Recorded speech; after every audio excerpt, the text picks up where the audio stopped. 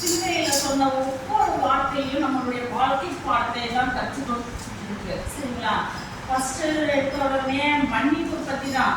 மன்னிப்பு அவர் சொன்னார் எவ்வளோ மன்னிப்பு, ஆனா நம்ம மன்னிக்கிறவர்களா இருக்கிறோமா அப்படின்னு மட்டும் நீங்க பாருங்க. நம்மளுடைய வாழ்க்கையில மன்னிப்புன்ற வார்த்தைக்கு இடம் இல்லாம இருந்துச்சுன்னா நிஜமாலுமே நான் சொல்றேன், அடுத்தது நான் சொல்ல போன இன்னொரு வசனம், அடுத்த வசனம் வருது, அந்த வசனம் கண்டிப்பா நீங்க மாற மாட்டீங்க. சரிங்களா?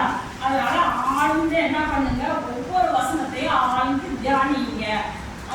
என்னன்னா ஆழ்ந்து தியானிச்சோம்னா நம்ம பேர் பெற்றவரா இருக்கணும் டெஃபினட்டா. அதுல முதல் வார்த்தையில மன்னிப்புக்கு ஏதுவா இருந்தது. அது இரண்டாம் வார்த்தை குறித்து தான் நம்ம தியானிக்க போகிறோம். அதுல நான் சொல்றது எனக்கு தெரிஞ்ச மாதிரி நான் சொல்றேன், அதை நீங்க இது பண்ணிக்கோங்க. மனம் திரும்புதல் என்னன்னா லூக்கா எழுதுற சுவிசேஷம் 23ஆம் அதிகாரம் 43வது வசனம். லூக்கா எழுதுற சுவிசேஷம் 23ஆம் அதிகாரம் 43வது வசனம். இயேசு அவனை நோக்கி, இன்றைக்கு நீ என்னுடனே கூட பரதீசில் இருப்பாய் என்று மெய்யாகவே உனக்கு சொல்கிறேன் என்றார். இது யாருக்காக சொல்றாருன்னு தெரியுமா? ஆண்டவர் சிலுவையில் அறையப்பட்டிருக்காரு.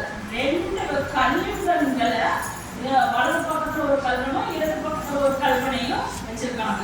அந்த இடது பக்கத்துல உள்ள கல்வன் என்ன செய்யறான், ஏளனப்படுத்துறான்.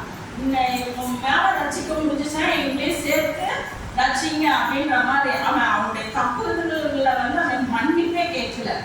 ஆனா அதே இது வலது பக்கத்துல உள்ள திருடன் என்ன செஞ்சான், நம்மளோ எவ்வளவோ பாவங்கள் செஞ்சோம், எல்லாத்துலயும் கல்வனாவும் திருடனாவும் இப்படியே நம்ம அதுக்குள்ள இதெல்லாம் நம்ம அனுபவிச்சுட்டு இருக்கோம்.